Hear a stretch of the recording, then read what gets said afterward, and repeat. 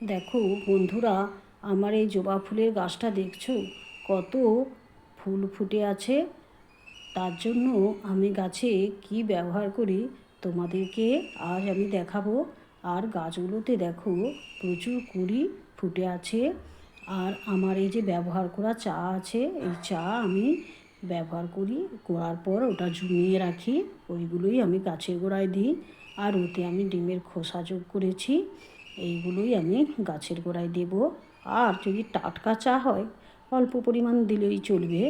আর আমি আগে গাছের আগাছাগুলোকে পরিষ্কার করে নিচ্ছি, নিয়ে তারপর চায়ের গুঁড়ো আর ডিমের খোসা দেব। তোমরাও যদি প্রচুর পরিমাণে গাছে ফুল পেতে চাও তাহলে চায়ের গুঁড়ো আর ডিমের খোসা গাছের গোড়ায় দেবে, পরিমাণ মতো দেবে। আর এটা একটু বেশি দিয়ে দিলেও কোনো অসুবিধা নেই। চায়ের গুঁড়ো আমার যতটা মনে হয়েছে আমি